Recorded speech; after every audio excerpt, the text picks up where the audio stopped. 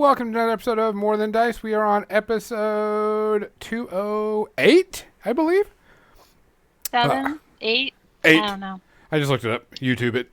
I took the tubes of the U and looked it up. It was Well, it's 208. good that somebody's doing that. Yep. Welcome to episode 208. 208. I am Gonzo.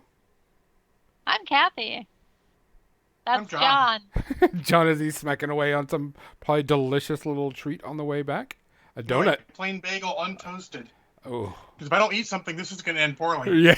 Oh, yeah, that's fair. Got to absorb some of that already. 208, that's so many. 208 type thing. But we want to thank everybody for being here. We also want to thank our sponsors, Mini Masterworks. Don't forget to check them out, and you make sure you use the code that we have, More Than Dice MMW10 for 10% off your order. John's got something special to say about that. I need to order a paint shaker. Oh, you need to order that paint shaker. Yes, that paint shaker is amazing. I've got one. I love it to death. This thing is amazing. Can't see it, but look, here it is. I love mine. I use it a lot. It's an amazing piece of equipment, and it's a reasonably Xander priced. wants to know what the topic is.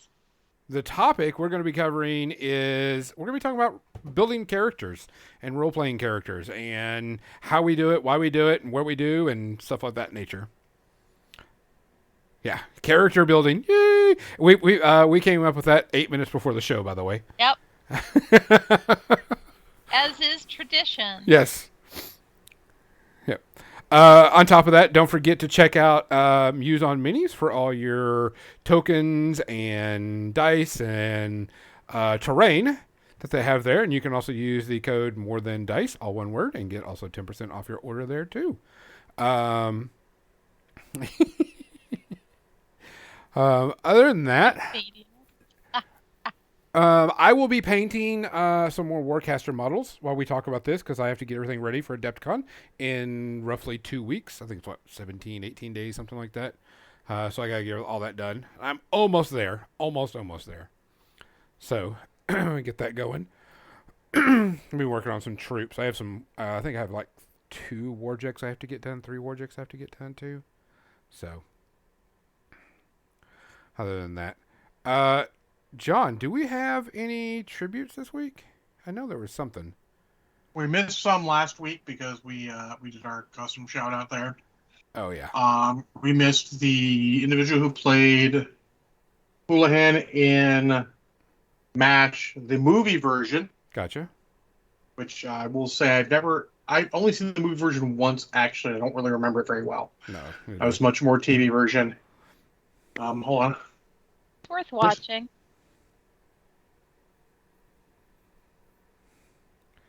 And then I know Captain Mizzy showed me one, and I don't remember who she showed me. Well, she's in here. She might tell us. Yeah. Nope, it's not working. Just trying to see who.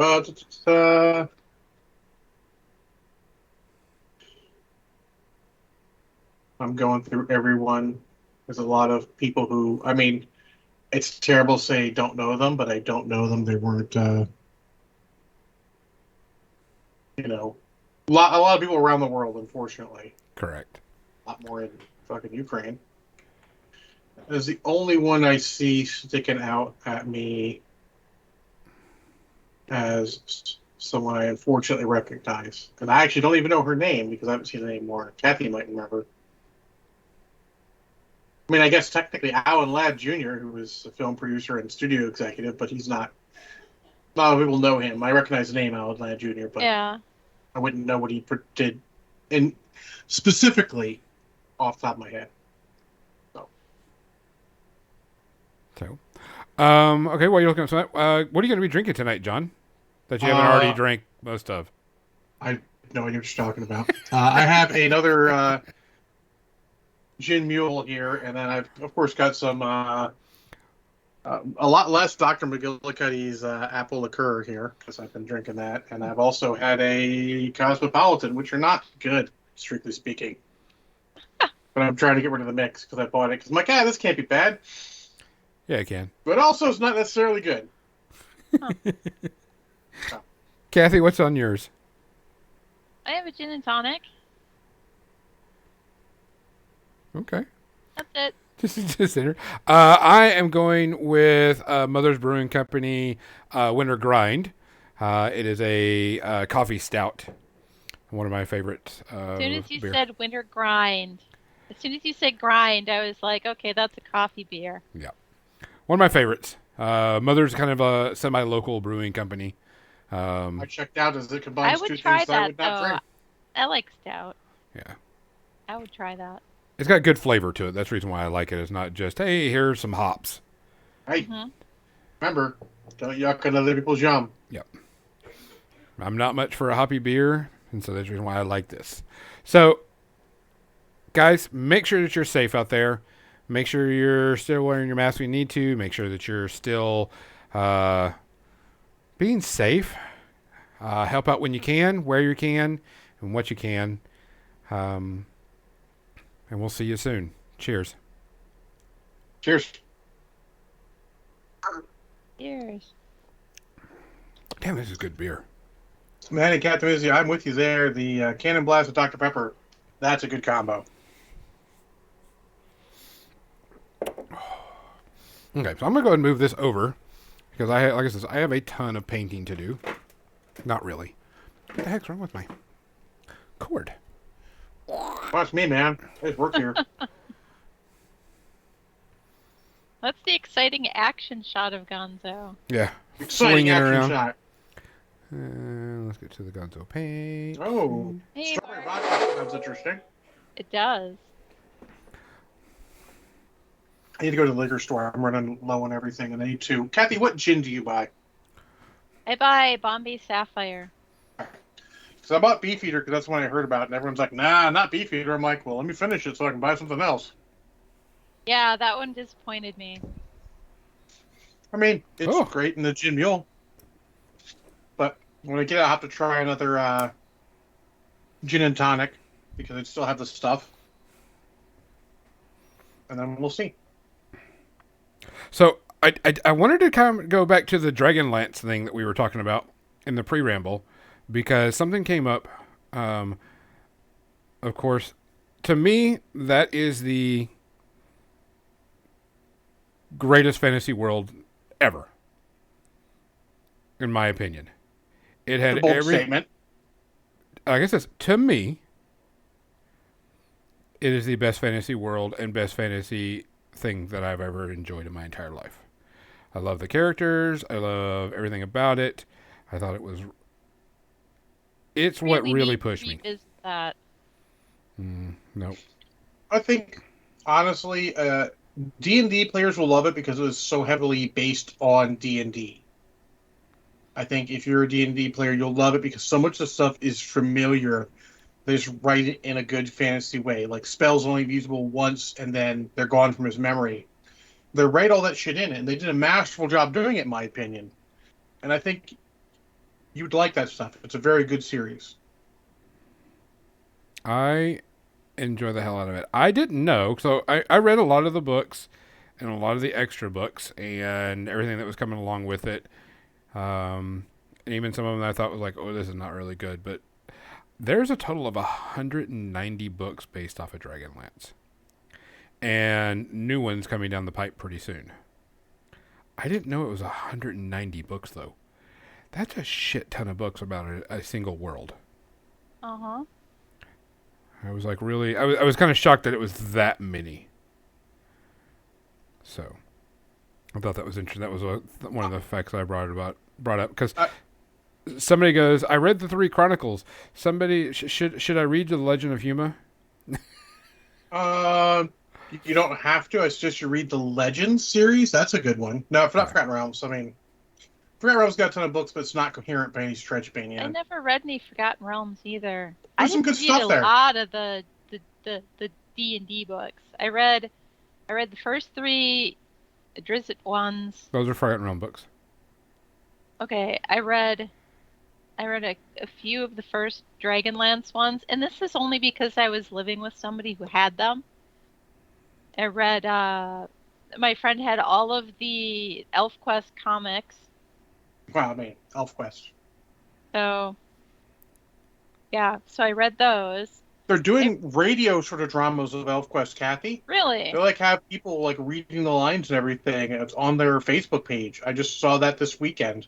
Huh, I was that's Interesting. cool. posting a hobby streak to the More Than Dice page, and that popped up, and I'm like, I am interested in that. I think that's what I'd like to find. The only problem I have is that so they made them for a while in color, then they went back and making them black and white. So I would prefer them in color. I'm not a huge black and white fan. I'm like, I understand that's a medium, but I like color better. It was the color ones that she had. They were the sort of omnibus editions, with a bunch of different ones in there. Mm-hmm. I love ElfQuest. Nice. It's a good story. I actually bought the ElfQuest role-playing game on vacation in some beach in Nags Head, North Carolina, I think it was. Went to a shop, they had the ElfQuest game. I'm like, I'm buying that. Was it any I good? don't think. I mean, it was based off of RuneQuest, so no. Too bad. I mean, RuneQuest was an interesting game, and if you wanted not D&D, it would definitely feel the not D&D vibes. But to get towards our character thing, I thought the character generation in that game was a bit weird. Yeah. Yeah, it was a lot of weird choices and all, and not very clear, which I think is probably the death knell of character generation. If your character generation is not clear, you got a problem. I spent today going through the player's handbook for D&D 5th edition. That's kind of where our topic started off, because why are you going through the handbook, Kathy? I will be playing in an in-person game with some people that I know and people I used to play with on Monday nights and a few other people. And they've been playing together in this guy's world for a number of years, a long time. Some of them since college. And so it'll be interesting. So Friday I had a chat with him about the character that I'm doing, and I got more in depth with this character than I thought I would. And I also ended up I usually just kind of go for a stock kind of character, not something where you have to work with the DM to come up with a way to mesh like two different things together that are totally not in the rules. That's my jam. But that's what we ended up doing, and he was willing to work with me on that to make it happen. But today I had to just go through and examine my options, and I was trying to find stuff online, and I found there's a eTools 5th edition site, and that seemed to be the most helpful of all of the places that I was looking. But really all I really wanted was just a character sheet that I could print out, because Why is it so hard to find a character sheet? I Googled, the like PDF ones, where you fill in the stuff and it does the math and stuff like that. Because I know they're out there, but I couldn't find anything I don't have that, but I could give you a character sheet. I got one very cool that one worked that's for like, me. No, you like know what I did? you. I went old school. I got my notebook out. I got my pencil out. I went strength, dex, con, int, whiz, cha, right down in a row. There were some hit points at Wrote the in end, all my maybe, for stuff. feeling froggy. I actually tended to put AC and hit points and saving throws in the next column over, though. You know what? I feel like if you're playing D&D, or any game really, you really should take the time at least once when you're creating a character to go through the book and do the whole thing with the book and figure out how all the modifiers relate to each other and everything. Look, Wait, hold on. I don't Are math. you saying you should learn the rules to the game before you play it? Because that sounds like No. communism to me. No, I'm not saying you should learn the rules of the game before you play that. I never do that. But at some point in your journey of D&D or whichever game, you know, you do want to at least get the core book, and make a character that way instead of just taking a pre-gen from somebody or doing it on the computer, and then you don't know how all your modifiers work. You don't know how they got there. So if you get a special piece of item or a special magic thing while you're playing that gives you bonuses, now you don't know how to integrate that into your stuff.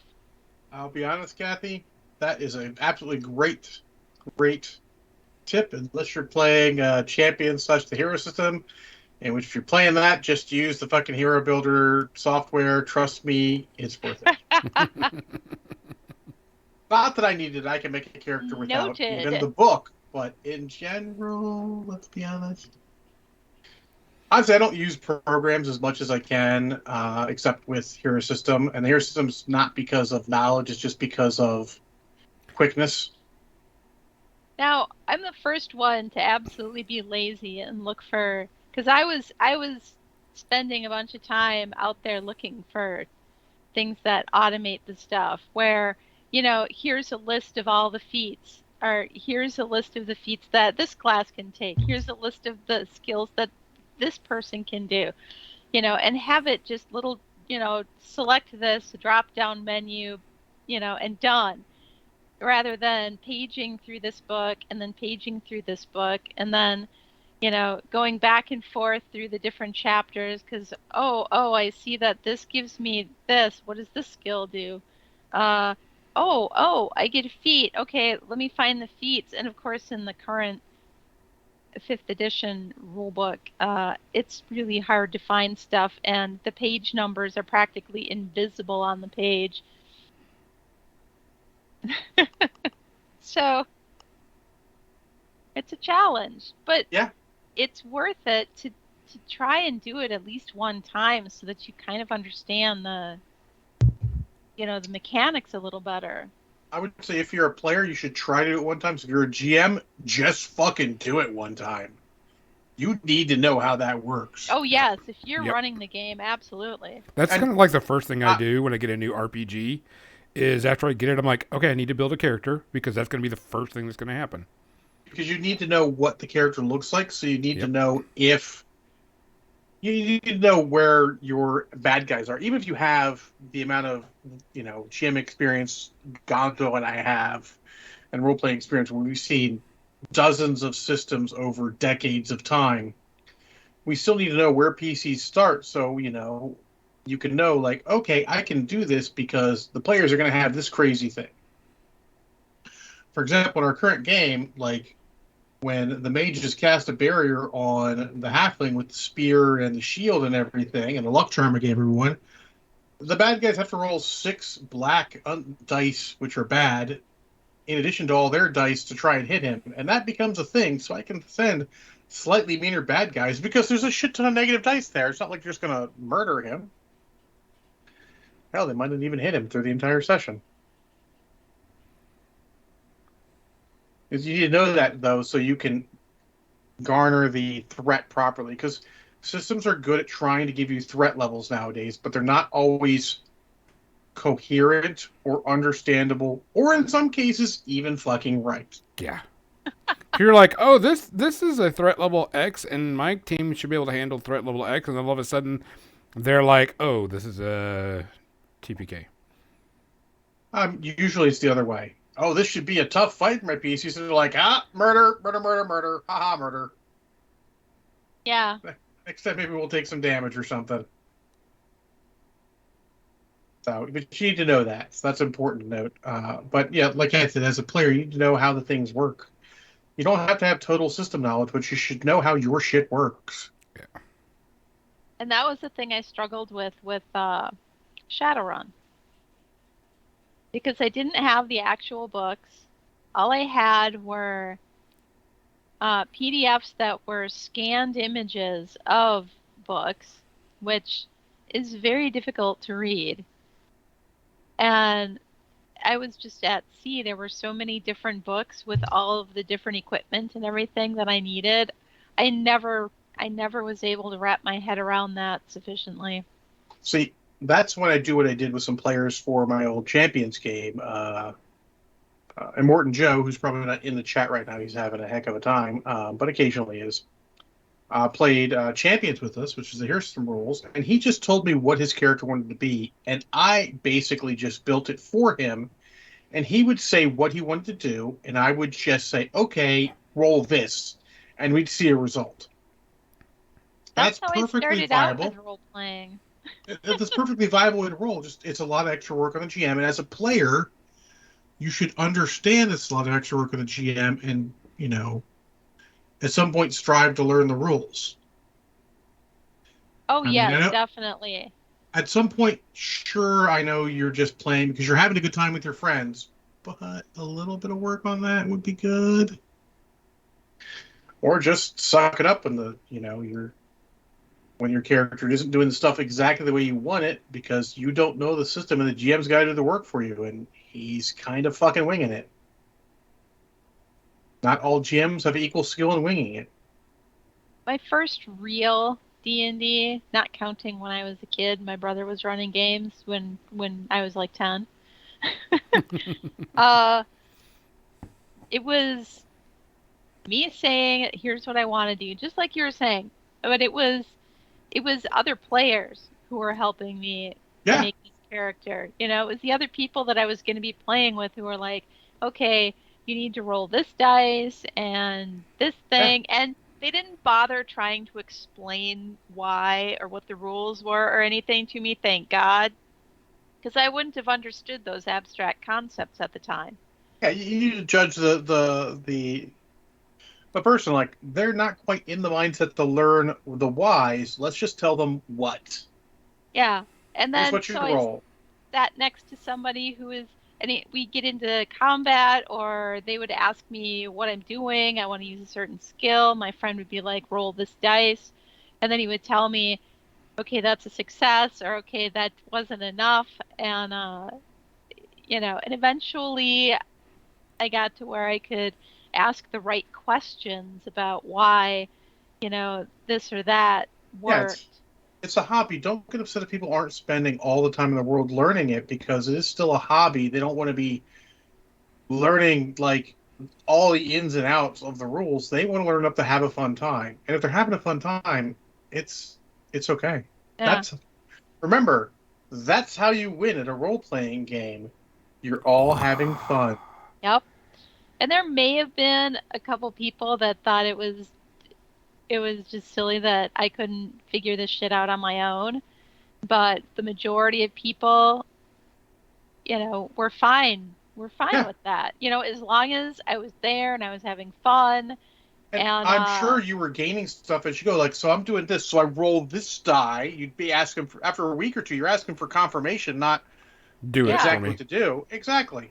I mean, as long as people are people making progress, it's all good. It's a beautiful thing. and I played with these people for years, and they're still friends of mine, you Yeah, know, friends for life because of that. it's it's all good. Like, two people get upset. Like I put all this time in learning a system. Like it's okay. Like take yourself out of it. It's a hobby. If someone doesn't have the time or math is not their strong suit and you have to help with math, I mean, come on. I play Champions a lot and we're rolling, 10 to 12 plus D6 at a time. Not everyone's going to add that up quickly. You know? Yeah, and it takes practice to get into the mindset for adding up things like that. Yep. And then you just, you help them where they want help, let them go where they don't want help, and just, as long as you're all having fun, it's okay. It's all okay.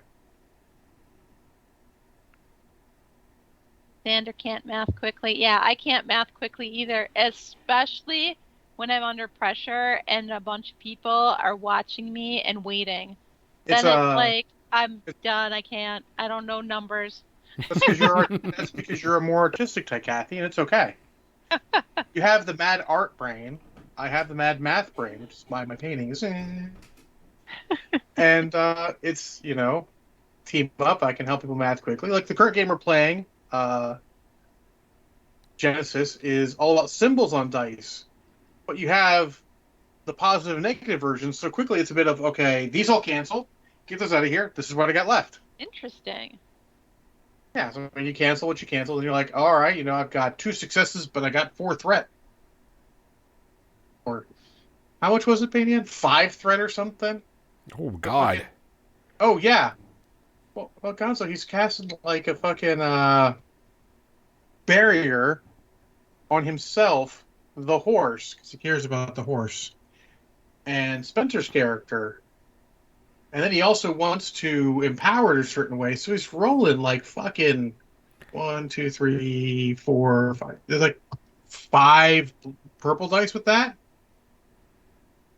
And the stupid thing is, he's succeeding every time. He just got a But negative. he's rolling a shit ton of threats. So for the Nice.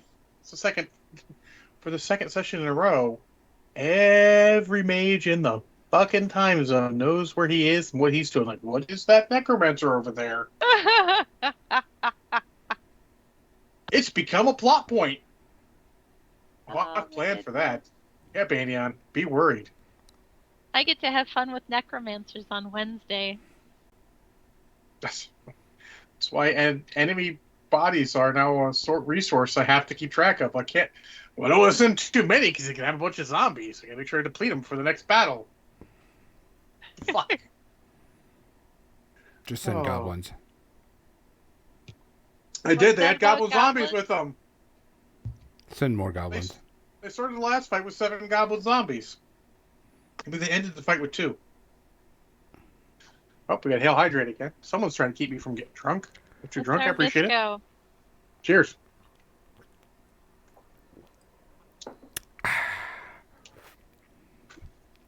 He's the beverage marshal. Very well. So yeah, there's a lot of stuff with making a character. Kathy, what do you like to go through as far as character background? Do you start the character before you come up with sort of like the background idea, which would it be, or do you just go, I want to be this come hell or fucking high water? Weirdly, some of the most fun characters they've had were pre-gens, because I didn't have to think at all about what I wanted to do. It was just there right in front of me. I'm like, oh, this character is this, and this is what their personality is loosely based on, and they can do this. And I didn't have to make one decision, and I just leapt right into it, and it was great. On the other hand, I've also had characters like the one where my friend said, well, here's the list of, so he's doing this Kobold campaign from Kobold Press, and it's these scenarios with pre-gen characters, and he's like, here's my list of characters, and these are all ones that people are playing, and there's like 2 left, and one of them's a cleric, and he's like, you don't have to play these, you could just make a different one. But I was like, a cleric? I hate clerics. I hate playing clerics. Not like I hate clerics. I just don't like playing the cleric class. But then I was like, they're kobolds. What if? Cash money. And I already know how these people are playing. Everything is silly. So I'm like, what if my kobold is healing people for cash? I heal you for cash money. You have no cash, I don't heal you. I can't help it. I like that. That's how worlds are built, though. That sort of thing. Like the Gnome Necromancer, like, where things are happening in the world because he's decided to play a necromancer, and but a nice necromancer. He's like, oh, I need to make sure the soul's left the body. It hasn't. Well, I'll give it a gentle nudge out of the body, or I can't raise it yet. It's that adds to a world, especially if you're bringing a pre-made world or a world where you're obviously any world where you start playing it is going to be your world after you start altering things, and that's fine. And I never would have come up with that character personality if it hadn't been, well, here's this list of pre-gen characters, and one of them is a cleric, and all the other ones are taken. And he's like, but you don't have to play it. But I was like, yeah, I'll just stick with this. And then it's like, ugh, I hate clerics. What can I do? And then all of a sudden this thing just came to me. Light bulb, cash money. Yeah. And that doesn't happen to me very often, where I have an idea like that and it just gets fleshed out within 15 minutes. Yeah.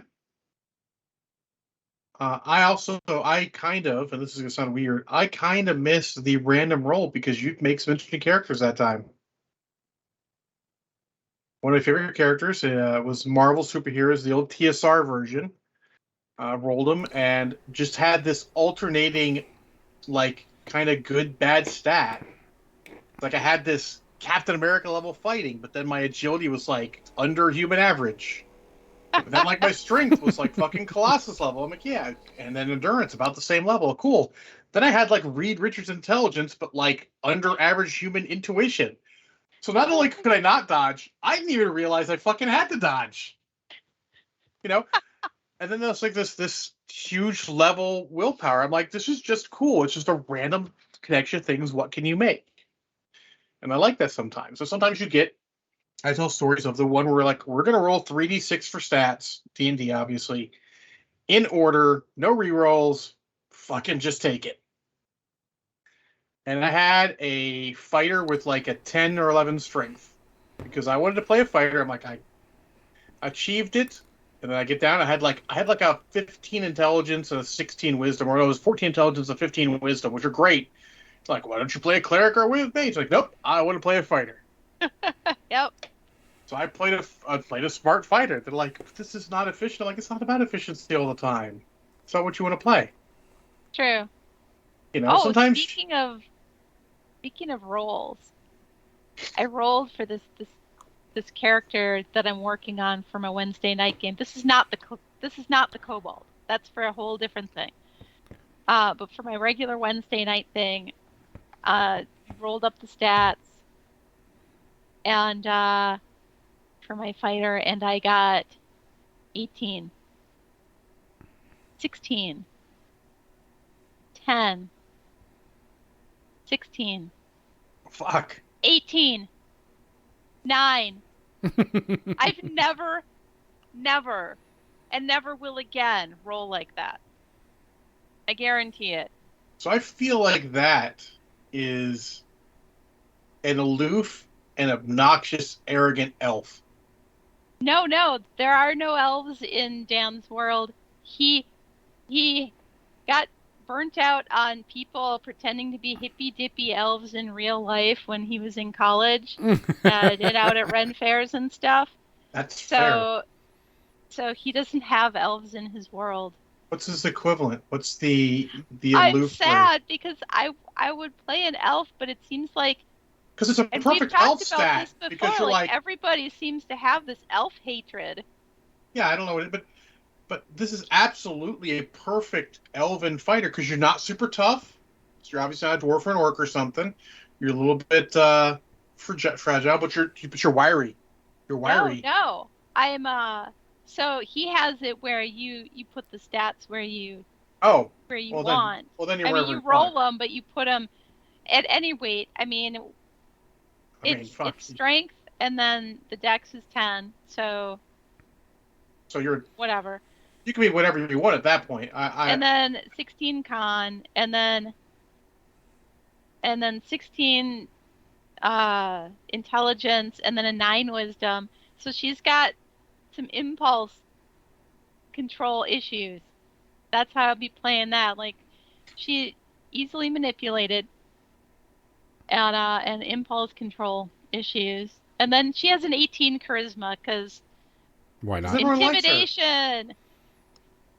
See, she's probably one of those ones. I mean, probably intimidating, but she's probably intimidating and then sweet and charming, and then he wants to perfect in social situations, just the randomness. She's absolutely not sweet and charming. Let me tell you about this.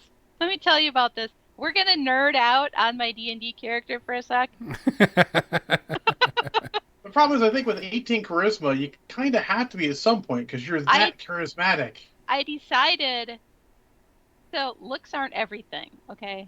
I, I decided, presence is a good thing.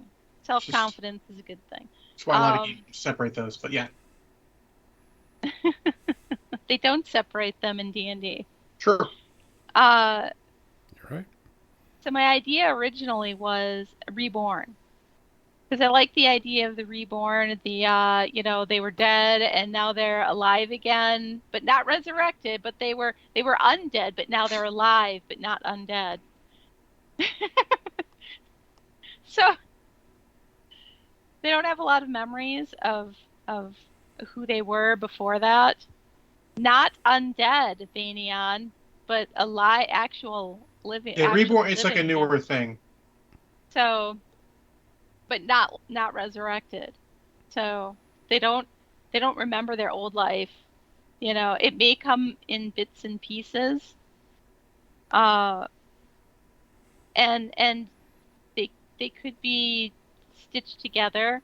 So my idea with this was, so what if parts of it are warforged, just for giggles, and so she's like this Frankenstein of parts, So and she's a cyborg.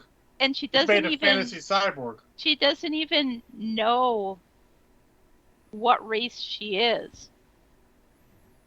She has no idea. Is she warforged? Is she human? Is she tiefling? Is she a hobgoblin? She doesn't know. She has no idea. That little gonzo. She's she's in the world just trying to figure out where she fits in, what she's doing. She has the only real memory she has is more like muscle memory, like she's good at protecting herself. That's And kind of like a Jason Bourne for that. I guess maybe I haven't seen those, so I don't know. But You should at least see the first one. The first one is a very, very good movie. yeah, It's solid. so it's like that. So I pitched this to the DM, and he was like, I don't really want to add in another race from another book, which that's okay. So he decided. He said, "Hey, what about if she's warforged, but she's sort of turning, non-warforged. We would say human. She's turning humanoid, I guess. It's Pinocchio? She's like Pinocchio, becoming a real girl. Okay. Like somebody figured out where her soul was and who she was when she was warforged. And so when she died on the battlefield as a warforged, they found her and started doing mad scientist shit to try and make her back into a person, like into a flesh and blood kind of person. Yes, like Borg, Vanion. That's what I said. I'm like, it's like she's a Borg. Yes, she's a fantasy cyborg. You've invented a fancy fantasy cyborg. Yeah. That's So actually impressive work. So we're working to get that. We're like, so there are parts of the Warforged traits that don't work, like the whole +1 armor with the integrating armor into your body and stuff thing is maybe a thing that she doesn't do. So what can we give her instead of that? Just kind of getting rid of a little bit of the Warforged stuff and adding other more humanoid traits, which seems really interesting, and I'm really excited to play it. There's this whole backstory that seems to be developing the more that we talk about it. And that's a good example of how just starting a character off and just seeing where it goes can develop a backstory. You don't have to be. Not every character in a group has to have all the backstories. Sometimes it's okay to be the supporting player if that's what your character's set up for. But, you're the kind of character that's going to have a lot of things go, be towards their plot, if you will, because... I feel like the culmination of this one will be when somebody figures out that they can resurrect her. Because her soul is there. Even though she doesn't remember like who she is and stuff. But if they resurrect her, then she's not going to be a Warforged because she wasn't to start out with. They took her soul out of her damned body, or her damned soul out of her old body when she died, and put her in a Warforged. Yeah, that's a GM playground. The GMs are like, excellent. Because there's a whole bunch of shit that happens there. Dan and I have been going back and forth like, what if this? What if this? And players seem hesitant to try and do that, and they shouldn't. Now, you can't all do that, but don't hesitate to go like, hey, I want to play something special. I have this idea. Sometimes you'll shape a whole campaign around your character, and that is okay. Because sometimes that's what a campaign needs. Think about all the stories and all. Legends of the Five or Lord of the Rings is like the Fellowship that's fucking Frodo's story for the most part. Frodo and Aragorn. Someone's got to be Frodo or Aragorn. Someone's got to be the big people. You get the Sams in there; they have their moment to shine, but they're still not the pivotal point of the thing. And someone's got to be that pivotal point, and don't hesitate to ask if you want that responsibility, because there's a responsibility. It's rewarding as fuck, but don't hesitate to ask that, because the GMs love that shit. Give them something to use. I've never really had a character that was coming together quite like this one. I usually do play when I first thought I'll join, I'll just be a fighter and it'll be easy because I'm just going to be a fighter with a champion. It's the easiest kind of fighter to play, But now there's all this other stuff. Yeah. And it's making it interesting and fun in a way that I didn't expect. And it's what makes campaigns extra special, because you have plenty of campaigns you play and you're like, it was fun, it was fine. You don't remember the details. That's okay. But then you get those ones where some crazy shit happened because someone did something crazy, and you remember the fuck out of that. And then you're like, oh, remember the campaign where Kathy was that weird Warforged resurrected thing? You get those. And it's important to do that. And as players, you have to be willing to talk to the GM about that. Don't hesitate to ask for something special. Yeah. Like, it doesn't all have to be just by the rules. You can be like, I want to do this fucking crazy thing. All they can do is say no, make a normal character. You're like, okay, cool. True. 7 times out of 10, a GM is going to be like, yeah, we can figure it out. Figure something out. No, I'd say for you it is. But in general, in my experience playing with a bunch of different GMs, they aren't all I've never as forgiving and willing to work with you and be creative. There are some GMs I've played with that are very rigid and that's fine. Want things by the book. And I think the GMs that have a problem with that, I've had lots of fun with them too. There's nothing wrong with that. Yeah, nothing wrong with that. There's that guy on Twitter who said, like, he's like, I'm going to piss a lot of people off, but I don't play Session Zero. We don't make backstories for a character so much. We make a character. We start. He didn't say this, but basically murder, hoboing, and dungeon crawling. Like, there's nothing wrong with that. And yeah. I've been in a group like that, and that's fun too. But that's also, technically speaking, part of Session Zero, because you have to come to the agreement. We're not trying to make some Lord of the Rings style story or anything deep. We just want to kick down the door, kill the monsters, take their treasure, and see where it goes from there. Yep. And that's fine. I was going to say that one of the things that I've noticed playing in other people's campaigns, trying to make unique characters or different characters and stuff, and a GM says no, is sometimes they've been put off by that because they got somebody who's like, I want to have all the benefits of a Warforged, none of the negatives, all the benefits of a Ranger, all the negatives, all the benefits of a Necromancer, none of the negatives. Can I have that? I mean, that's unreasonable, obviously. Correct. And I think that's what some GMs are not. But I'll say this. I will give someone a chance first time in the campaign. If they can do the fucking heavy lifting to go with that, goddamn right you can have all that shit. But you're going to do some heavy lifting. You better expect to be role-playing and doing all this extra shit. Like, if all you want is, I don't need anything extra. Cool. It's all good. Let's have fun.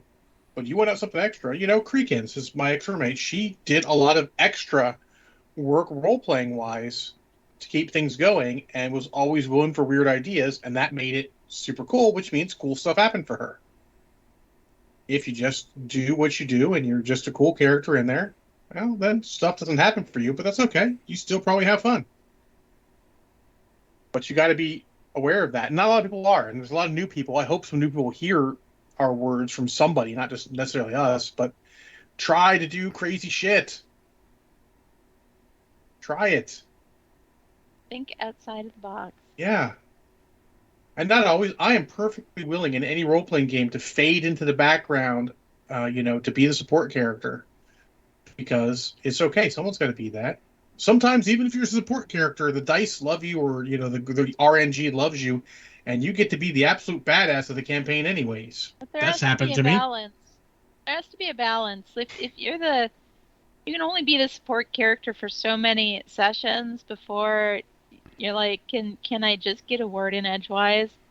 Well, if you're playing a long session, there's actually an old idea called rotating alphas, where you will run with somebody's story for a bit. It'll reach a semi-close point, and then you will switch to another player, and then you get to run with their story for a bit. Now, that only works if your PCs have lots of stories. Like, that is the one wonderful thing about set game worlds. They can read up, like, okay, I'm from this area, and I do this and this, and, let's say I'm the lost prince of this area. My goal is to actually get enough support and power to go back and reclaim my birthright. Well, that's a hell of a thing to handle in a campaign, but at least gives you direction, right? Like, you can understand where he's going. He's got a goal. It may not ever come to fruition in the scope of the campaign. It may be way beyond what you want. It doesn't mean he can't start. Mm-hmm. So you need to look at that. You need to be ready. If you've got that idea, go. If something speaks to you, if you say, hey, I see this, go with it. Now, sometimes it won't be possible. Like, I had a campaign where a GM's for one of my paladins to be the main character, but there were a lot of older, more experienced role players who were forcing their way into the limelight, and I was willing to step back and be support. So I skipped some chances I had to make things special. But sometimes you got to do that too.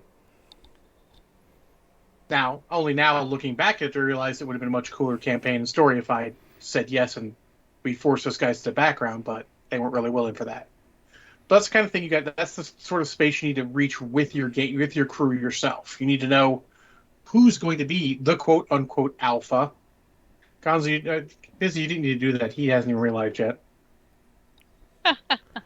And you need to realize who's the alpha and whose story is leading it, and then go from there. No, I made did sure. You take them off? Yeah, I made sure. You were wearing them for way more than the 30 minutes. Oh, no. I got caught up, but I want to make sure she spends her points. That's rude. Mark UK says playing a Dampier is hard but rewarding if you have an adaptable DM. Yeah, that's down. the key. Gonzo You down. want to have the adaptable game master. And who's willing to work with you with ideas. And don't necessarily try it with a new DM. Like, let's say Kathy gets her online game she's thinking about doing, and she invites John. John is inherently going to be a background character unless Kathy wants someone to do something up front and out there, and then he will happily jump into that role. But I'm perfectly happy to be the one in the back. I've run many campaigns where I am the strong silent type. I had one where my line of the campaign was, you all talk a lot, but say little. Like, they'd be going through all this investigation and shit. It was an investigation campaign in a fantasy sort of world. And they'd be doing all this shit, and I would ask, like, 2 questions. They're like, fuck, man, John got all the good questions. That's all I asked the whole time. I was like, 2 questions. All right. Yep. Sometimes it's like that, but sometimes your character, that was Legend of the Five Rings, the world, My first character, Whoa. Legend of Five Rings, was sort of way more in the forefront. He sort of became the focus of the campaign just because of the way things went. You got to be as a player, and I know it's hard for newer players. A lot of newer players out there because of all the explosion of D&D, which is awesome.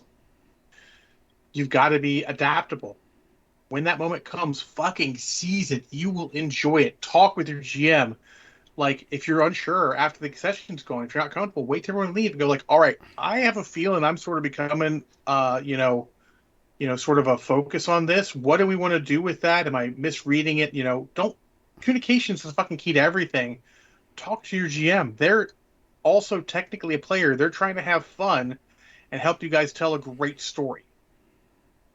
And talk to your other players too. Yeah, like let me talk to the GM first. If the story is your story at that moment, you want to make sure that everybody else is still along for the ride and having fun. Yeah, you never know what you could be. Maybe you could find out some. There's a lot of secrets in PCs. A lot of PCs have secrets. That's a secret people don't tell you. You might be able to get them to tell you a secret that helps put their character into your story, or vice versa, and thus make both or either story just better. You got to just do it. I mean, there's no roadmap to role playing. Like, honestly, none of us could have told you this when we started, or even 5 years into when we started. It takes years and years to realize this. But you got to seize those moments when they come. Talk to the DM, see what it is. Sometimes the DM's waiting for someone to go like, all right, I want to do something crazy, like, ho, I got an idea for you. Doubly so if you don't even have an idea what your character for. I mean, maybe they have some epic story they want to tell, and they need someone to be, some strange character that you'd never consider. Because most of us don't consider playing, deposed nobility or anything like that. No one thinks about that really, or if they do, they don't expect it to be the focus of the campaign. But if you talk to the GM, maybe, just maybe, that's an idea they can run with. You're just feeding them material. Like, that's one thing I like about a lot of games where they give you disadvantages or something like that, where you've got to make some character for your character. That's just pure material for the GM to eat up and go. Yep.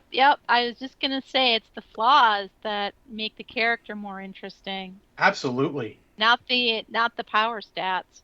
Exactly. Like...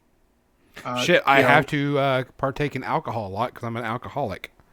And I have problems. Yeah. You're talking about a character, right? Yes. Oh, shade being thrown. Motherfucker. Wow. I'm not worried Not about the drunk one. I'm seeing her in a couple of weeks. Making sure. Thanks. Banyan says I was actually looking for the flaws in Genesis. There are not any. It's not that kind of... it doesn't mean you can't make your own flaws. No. Yeah. You just don't get like some games have, for every flaw you have, you get some kind of advantage, So we usually play hero system, and in the hero system, you have to take disadvantages. They're part of your character's overall points. Mm-hmm. And I always used to say when we're playing superhero games, please buy yourself a hunted, someone who's hunting you, because if you do not, one will be assigned to you by the GM. You're going to be hunted anyway, so you might as well take the flaw. You're a You get the superhero. fucking point. You might as well direct it a little bit. But sometimes that can create the whole thing. That can create a huge part of the adventure. Oh, it's funny you should say that, and that's my character. She's being hunted in some fashion. That makes a huge difference. I mean, honestly, in our campaign, Bandy, uncover your ears.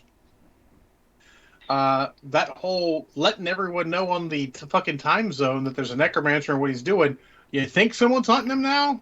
You think? Maybe somebody. Just a little bit. Legionnaire said, sometimes I like being a background character as long as I get to be a role-playing snark when the alpha is being dumb. Absolutely. Yeah, absolutely. Well, this is good-natured snark. Like, I had a player come to me today and said, like, hey, if my snark gets too much for this person, let me know, and I will fucking throttle it back. You know, it's just role playing, and sometimes we can get a little carried away by it. Brad's had a lot of weird moments like that. Ask him about Mars sometimes. What about But Mars? there's a lot of... It's a long story, and we only got 4 minutes for media section, so it's not going to happen. But in the end, I think our overall thing was read the character creation rules, make a character through the rules in the book, just straight up, so you can learn that part of it, how things work together. Talk to your GM and other players about characters. Like, if you don't make characters together, you should be talking to your players a little bit, other players a little bit potentially, so you can maybe not be stepping on toes. Though the GM will solve a little bit of that. But you also want to make sure that you're doing what you should be doing, and don't hesitate to take an opportunity given to you by a GM to play something special. If you want to play a dragon walking around in human form, you never know if that's okay unless you ask the GM. Spoiler, fucking, of course it's okay, but expect some bullshit to happen your way. Oh, anyone else have anything else to add? I don't What are think your so. favorite classes to play before we go into the media section? Like Paladin- I love paladins and rangers. That's my jam. Jinx, since I started it first. Oh, Yeah, Paladins and Rangers. yeah. I also like monks in certain systems. Yep. Just because they're really cool. But I mean, I can also, like you mentioned this earlier, we didn't really talk about it, but I can sometimes power game. Like when third edition came out D&D, I kind of just went monk and then eventually went static warrior and other stuff and just made this weird amalgam class that just did crazy shit. Why? Because it was fucking fun. Was it occasionally uber powerful? Kinda. Yep. Was it super fun? Yep. Yep. That's another good one, Mark, is if you're a GM and you're playing in your world, throw back to all that other stuff. Dave's face when I mentioned a certain old NPC was like, "You son of a bitch," which was perfect. See, I've Before done the that. game, he's like, "Are we doing this stupid thing we went to before?" I'm like, "No, but Whenever I ran Earthdawn for this one group, and this campaign went on for a year, almost a year and a half. And I threw in my old player characters that we did that I played in Earthdawn with a previous GM and threw those into the campaign. And they were like, wait a minute, you told me, wait, these are, I don't know. You got to go talk to them and find out who they are. yeah, I mean that's there. I mean, I threw a little one I didn't expect anyone to get except me in the first session, and then the second session I had another one. Dave got, well, I had 3 total. Dave got 2 of them, but did not get the other one. But lots of stuff there. We could probably talk about this for another hour, but I'd have to be more sober for that, But now it's the media section. which I should not be sober. Kathy said she has like 7 things to talk about, so we'll let her go first. Ha ha ha ha.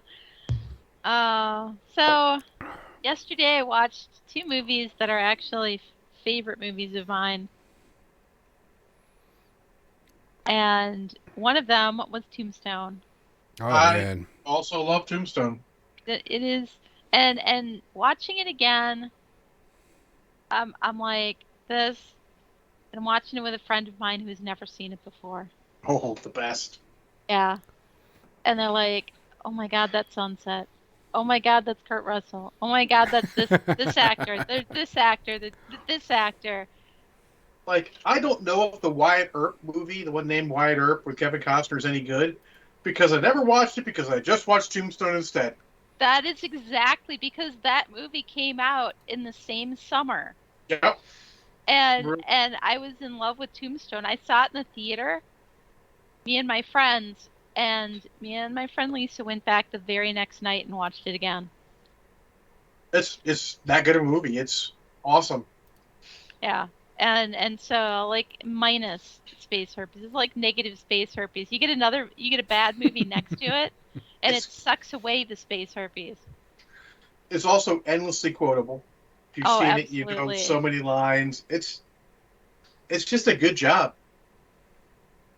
Like, And then towards the end, he's like, Charlton Heston. yep, I'm like, yep. Charles Heston showed up for a part. Now you know what? That's appropriate because, man, So and yeah. honestly, Kurt Russell and Val Kilmer just fucking Oh, they slayed it. Oh, ab- Michael Biehn Michael Biehn, great. Michael as Biehn Johnny doesn't take a Ringo. lot of roles, but man, Michael Biehn always delivers, and he extra delivers. It may be his best role. He was phenomenal. I didn't even I didn't even know Michael Biehn like really before that. And Oh, then I great. was like, "Oh yeah, he was an alien. He was in this, he was in this." Terminator. But I'm like, "Yeah. Yeah." And I had seen that before, but it just didn't register. But with this movie, I was like, he arrived for me. He Yeah, arrived into my consciousness. yeah. I mean, everyone, even Powers Booth, where he's in there, does a great job. There's just there are no weak performances in that movie, in my opinion. Mm-mm. It's a classic. Absolutely a classic Western, probably one of the best. It doesn't beat out my favorite, but man, it's close. My favorite Silverado. being Silverado, yes. That is one of my top westerns. Yes, Yeah. I would agree with that. Now, if you ask me to absolutely rate Westerns, I would actually rate Unforgiven higher than both, but it is not my favorite. It's good. It's There's no really, really question. good. There's no question about that. But But it doesn't have the same it's not fun so and lighthearted. adventure. I like the quirky things, and Yes. that's also why I like Maverick. Yeah, fair. Maverick's a little extra quirky, but I It mean, is. It is extra. It's very much a comedy. but if you make a top five, you can get that. You can, or any list, you can get that in there to sort of round out the complete opposite that Unforgiven is. Yeah, yeah. So Zero Space Surfer is obviously from Kathy negative, like she said. Obviously. It makes other movies better. In fact, if you watch that and Batman vs Superman, suddenly Batman vs Superman becomes much more palatable. Watch Batman vs Superman first with the promise of once you get done, you're allowed to watch Tombstone. Spoiler, don't do that. Just watch Tombstone. God, I never saw. I never planned on seeing Batman versus Superman. I hadn't either, but Charlton Heston had a problem. Had a thing to say about that, and then had nothing to say, so I had to watch it a second fucking time. I'd say just go watch Planet of the Apes next. Okay, Then you could just get Charlton Heston old, Charlton Heston young, fair. or Ten Commandments. If you're I mean, into like an all day thing. how about True Lies? Just get old Charlton Heston and old Charlton Heston.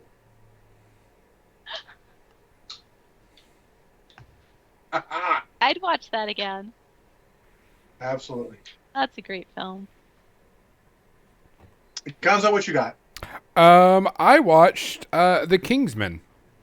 Oh, I Uh, love that. The King's Man? the King's Man, I should say, not King's Oh. Men. The King's Man. Different. Different. Yeah, the prequel to all those. It's on HBO Max, so I also watch Free Guy, so we'll talk about that one. I like The Kingsman and all the originals. This one I did not like. I was not happy with it at all. The plot was all over the place. The story progression was all over the place. It was like, oh, let's go take on Rasputin. Let's go take on Nazis. Let's go take. I'm like, this is Well, just all. Shouldn't be Nazis over? because it's World War One and Rasputin. It should be Germans, maybe, but not Oh, okay, more likely Prussians, but yeah, not Nazis. but it was just all over the place. It was not. It didn't flow right at all. The story, from part A to part B, it just like it would go from A to Q to C to S, and it was bad. The fight scenes in it were pretty decent. Your standard type fight scenes that you saw in all the other movies. So they were quality fight scenes. It's just the story was just all over the place. It just wasn't good. I was very upset. Not really, but it was just, man, they could have done so much better with it. Captain Minzy, I'll let you know after I see it. I'll give you a proper review. It was not. It was just. It wasn't solid. They could have done so much with it. The plot was all over the place. Acting was fine.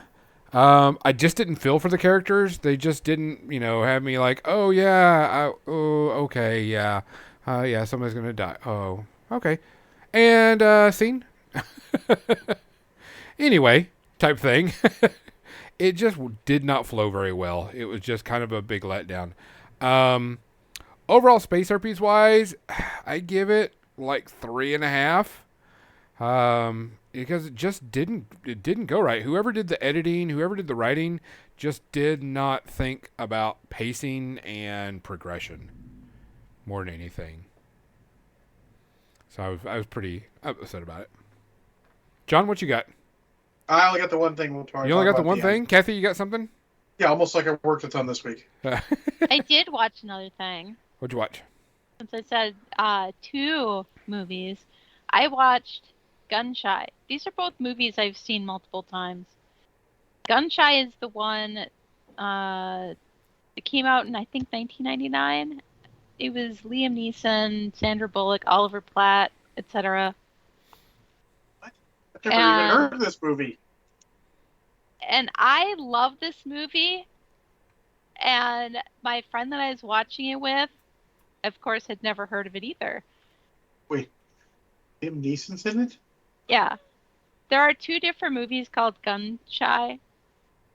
Wow, because that was not the right movie at all. Let me try that again. I discovered that there are 2 different movies. The one she watched is Gun Shy, 2 words. Yeah. It's a foreign movie, isn't it? And yes, it's a foreign movie. It has to be. I never thought of it as a foreign movie. Because the poster for it is not in English. Well, it's all English. Interesting. And American actors and Liam Neeson, Sandra Bullock, Oliver Platt, underrated actor, generally enjoyable and everything. Love him. Ever since the Disney version of Three Musketeers. I was thinking the same thing. Oh, Michael Weatherly from Super NCIS young Michael, is there too. Super young Michael Weatherly. Interesting. Comedy, crime, romance. It hits all those things, but it's weird. My friend sends me a message because we're simultaneously watching it, and he's like, "This is a bit weird." I'm like, weird bad, weird like you have to stop watching it. Is it too weird? I mean, it is not the standard movie. Okay. I appreciate it though. I like how there are no stereotypes. Everybody is flawed, but it's funny flawed, not, drama flawed. Okay. It's not depressing as fuck flawed. So not a classic Japanese movie. Noted. But I love it. I love it. I love the music that's in it. I'm always smiling at the end. And yeah. Zero. This sounds like a 0. 0 space herpes. It is very unpredictable. Unpredictable, interesting. I might put it on my list, but man, I don't know when I'm going to get time to watch, and I got a big backlog. But it is now on my radar, since I never knew it existed before. Well, hopefully you find it entertaining and not too weird. Constantly, you watched Free Guy. I did watch Free Guy, of course, on HBO Max. I watched it first before I watched The Kingsman. You could have watched it on Disney Plus instead. Well, I had HBO Max open when I was perusing. So here's the funny thing, people, and this may not matter to most, but it actually is important where you watch stuff because they're going to record your numbers. So keep that in mind when you're watching something that's on two platforms, which is very rare. Let's look at free guys on two platforms. So think about that when you're doing it. So I watched it, and I'm going to go spoilers on this. So if you haven't watched it and you don't want to be spoiled, you may want to go away for a little bit because we're going to Bye, spoil guys. this. No. Bye, Gag. So the first half of the movie, it was kind of standard, predictable. Ryan Reynolds, ha ha, he he, cool stuff. The ending part of the show was the best part of it. It actually was so much more fun. And I'm going to say this movie does not try to make it more than what it is. They know this is a complete campy type, make fun of everything going on, make fun of RPGs, just have a good time going on stuff. But not hatefully make fun of it. Correct. Yeah. Ooh, we got some lightning going on. Power goes out. Sorry. Did you hear that? I heard that thunder. Yeah. Yeah. My window just lit up. I have a big window right in front of my thing. I enjoyed it. I thought it was really fun. Like I said, the first half was a little, type thing. The second half was a lot more fun. Chris Evans makes an appearance in it, and it is one of the best things in the entire thing. I don't know about that, but it is definitely amusing. It definitely was a great line and was very funny. I think it was hilarious, all the build up to Ryan Reynolds' character bringing out a lightsaber, which was a very unique thing because people don't understand that he actually called it a lightsaber instead of a laser sword because he was legally allowed to. Yep. And I'm sure that was, that's the reason why it was such a big deal for him to call it that. And people were like, yeah, it's a lightsaber. Because there are so many times you can go to watch pretty much any movie before this that was not a Star Wars movie and it's a laser sword type thing. The superimposed face of Ryan Reynolds on Dude is just completely outrageously stupid, but so funny that the whole it's stupid. idea of Dude actually fits so perfectly of a game designer who doesn't even fucking understand. He's just trying to capitalize on what's popular. Correct. And Taika Waititi did a great job in his brief moments in his roles. Correct. I think it hits the right notes for comedy. At no point was like, yeah. And honestly, I felt like the quasi love story in there was actually not too sappy. No, it didn't. It didn't push that boundary. Then at the end, it just made perfect sense. You're like, oh shit, I see why now. It all makes. I mean, okay, I saw that beforehand, but correct. Yeah, you see it pretty much once he starts describing. They let you figure it out. Like if you're watching it, you might not notice it. And that's okay. But if you're paying attention, like some of us watch movies a lot too, like you'll see everything set up. Like it all makes sense, and that's cool. Yeah, I mean, it was cringe for Xander. I had a good time. I can see this as someone that has played a ton of MMOs and knows like the GTA type theme that they were kind of going for. I see all this crap and everything that goes on, and you could see that this would be, it's a poke fun at the community, poke fun at the group and the games and the MMOs, and it just had a good time with it. Yeah. Was I expecting, Oscar-winning performances? Hell no. Was I expecting to have a little chuckle, some cool special effects, maybe some good action? Yeah. I would say it was probably a little better than I thought it was going to be. I too. I was like a ton better, but yeah. That's not bad. That wasn't bad at all. I could do that.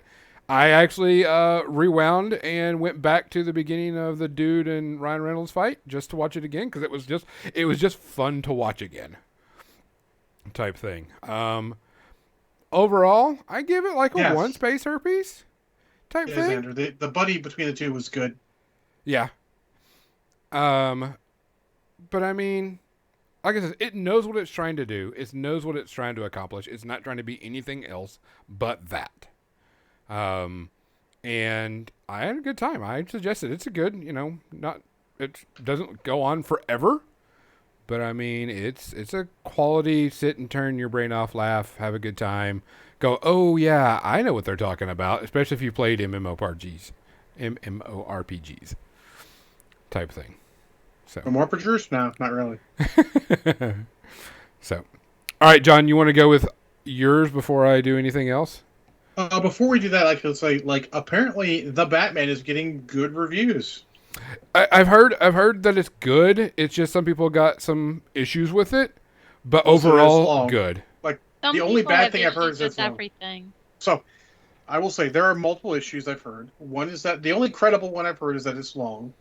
Mhm. The other one is that it's quote unquote woke.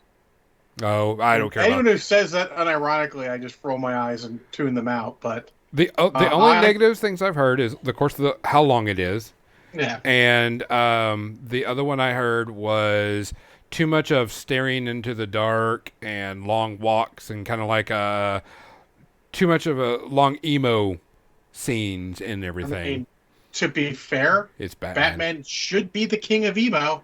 Yeah, they didn't say what it was. Nobody has spoiled anything, which I think is great on my feeds. I do know that a lot of people said that this is more of the detective Batman. Yes, and I was in for that because I'm sick of Ninja Batman, and I don't mean the movie. I mean Batman as a ninja. I'm much more for Batman, the world's greatest fucking detective. Yeah. Yeah. This one was more a detective Batman than the ninja Batman. And I'm interested. I will see it. I don't know if I'll see it in the theaters or not. Batman sure. with his super crime solving computer and his. And apparently his Batmobile is awesome. And a couple of the scenes were some of the best scenes in Batman movies ever, which I'm interested to see. I'll probably see it sometime this week. Probably I go mean, to an early showing. Not unless my boss decides to be nice and let me use time that we don't technically get to use. Because I worked a shit ton of hours already. But You're we'll sick, see. John. You're I have sick. to use PTO for that. I don't have a lot of PTO. That would make it difficult to go on a vacation later in the year. So, all right. So let's go with this week. This Picard. started Picard, Episode 1. season 2. Season 2, episode 1, yes. Let's start with, I did not feel like the episode was bad in any way. The I will episode agree as with you on it that. stood was very good, very interesting. Broke down some things in. Oh, Sanders just going straight for it. Yep. Definitely adding some backstory to Picard and why he is the way he is, and I think that's very cool. Yep. But the things that stood out to me: one, for fuck's sake, I am done with the fucking Borg. Mm-hmm. Oh no! They have crossed from. It's not the whole thing, but they're a big part in the first. I'm done. No more. Give me something new.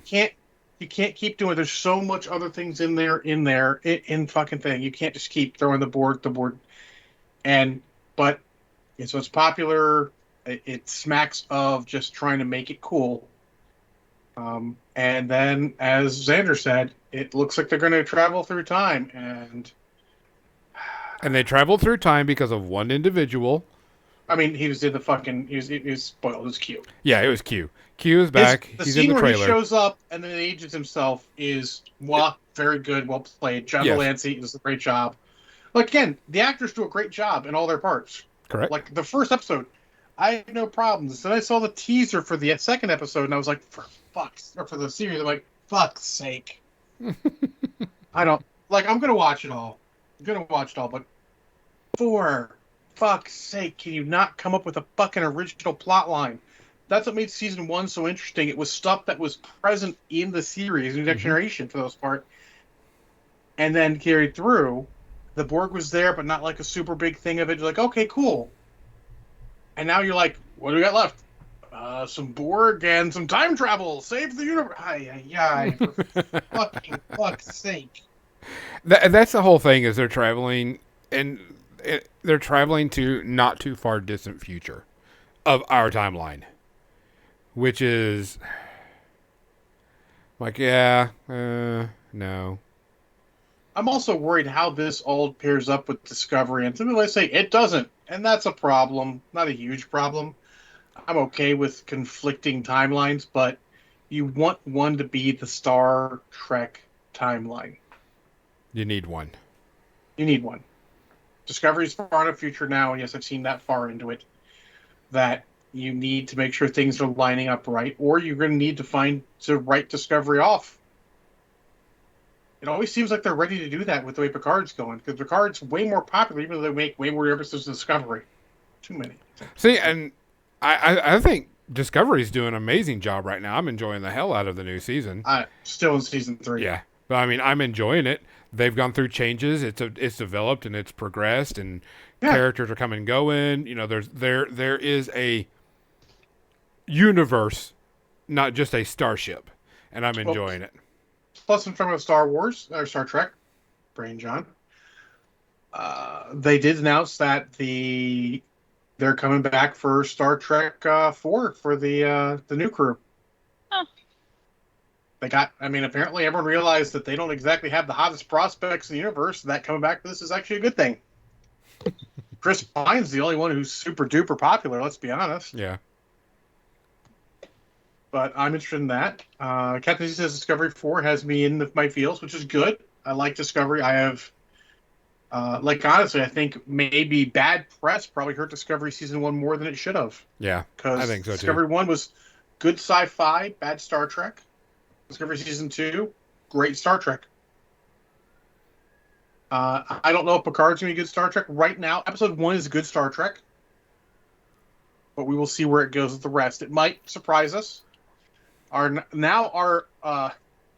expectations are considerably lower than before, so we will see. Yeah.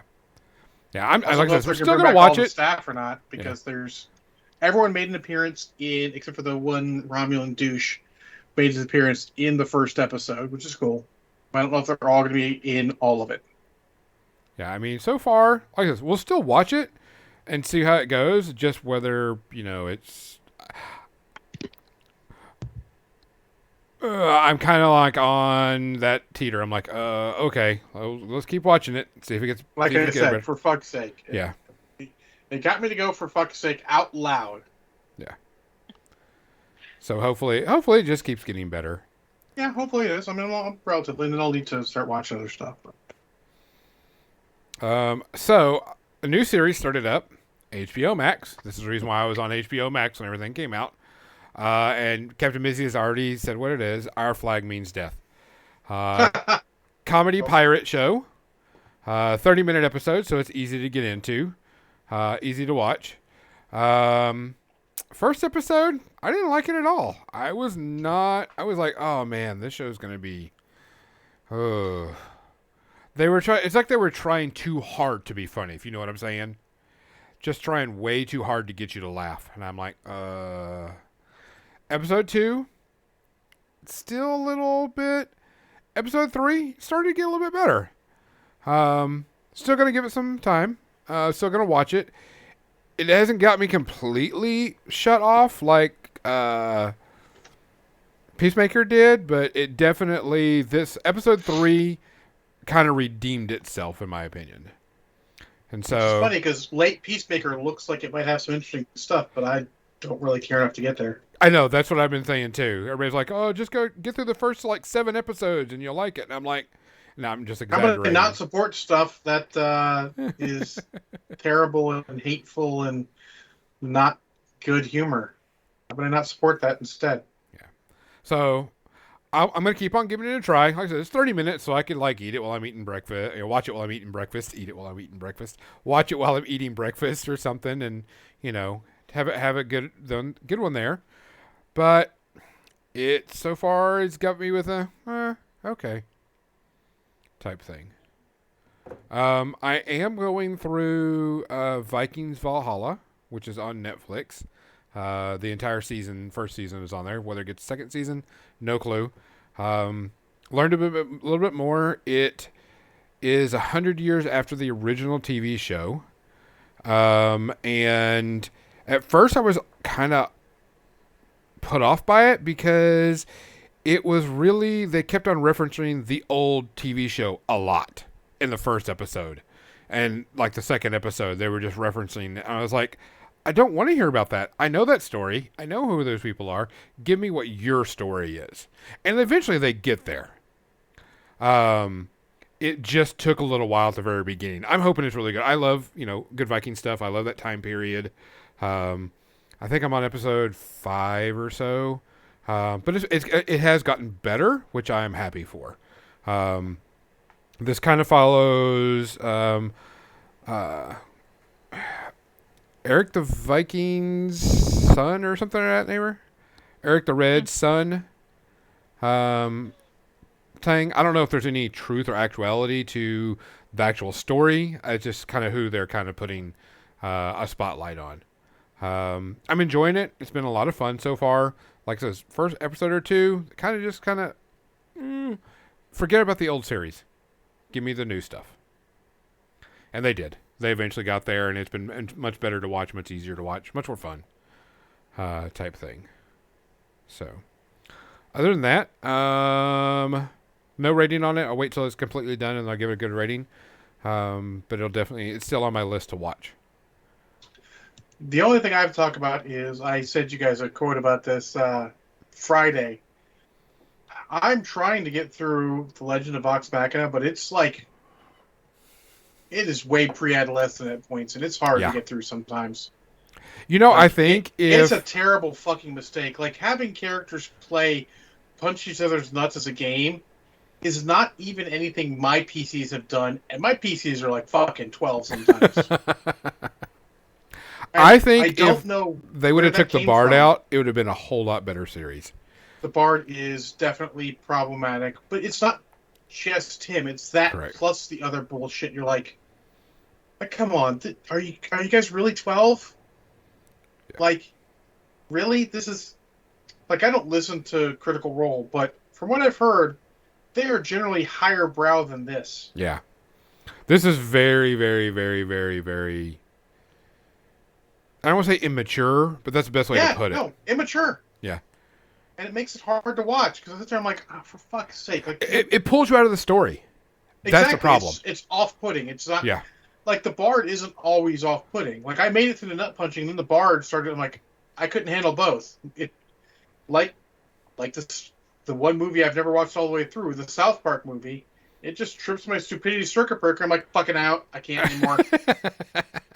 Yeah, it takes you away because you're watching it and you're like, oh, this story's cool, this action's cool, and hey, you like sucking dick? You're like,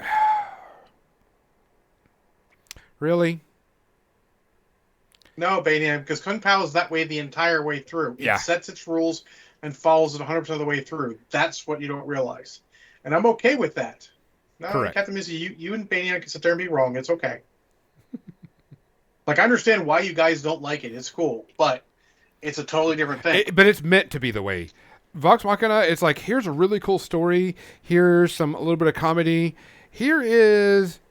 Oh, hydrate. Dick jokes. Throw out... Wait, but let's go back to the serious story again. It just really puts off. It's too... It is exactly the thing I complain about with Taika Waititi's early stuff. It's the reason I don't think that the third Thor movie, whose complete name is escaping me, why I don't think it's the best Thor movie.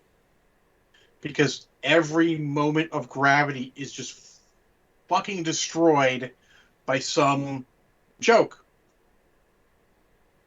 And, like, I understand having some tension breaker, but you can't take a moment of gravity and just joke about it. It just destroys the whole part of the movie. You cheapen the movie by that. You take what you've earned, and you're like, jokey joke, and like, go fuck yourself. Yeah, it pulls you away from the story too much, in my opinion. Other than that, I enjoyed it. I can't get... I keep starting episode 3 and like, fuck. I agree with you, Sandra Forlord. I think Thor 1 is great, and I think it's the best of them. Though, I mean, I agree that Thor 3... What the fuck is Thor 3 called? Ragnarok? Ragnarok. Thank you. Shit, I knew something John didn't. It's almost like I've been drinking for hours. Hours. Almost. And hours. It's fun, and I like it, but it's not great in the same way the Guardian scenes in Infinity War aren't great, because it's just it's off-putting and takes you out of the movie.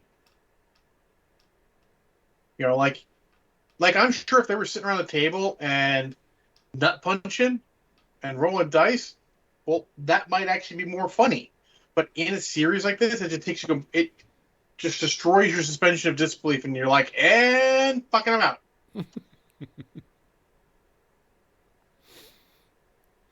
So, anybody else got anything?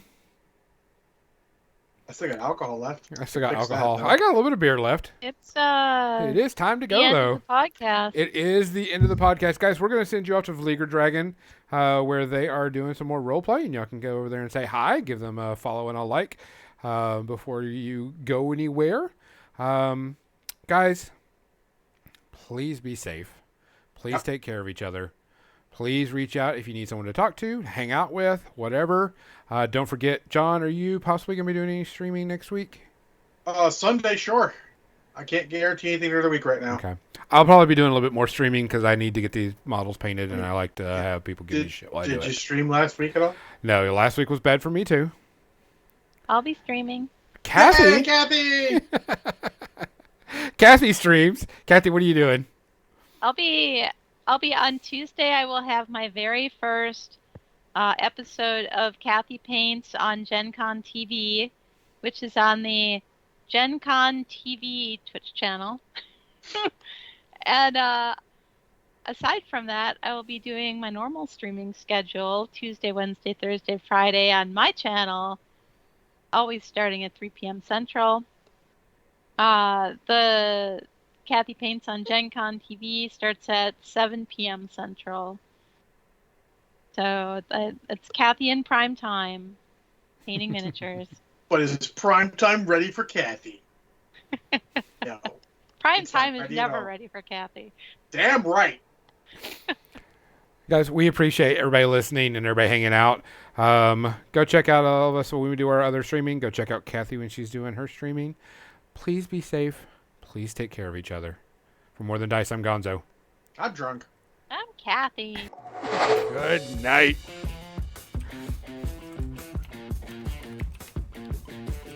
You gotta solve this? More alcohol. Drink more alcohol.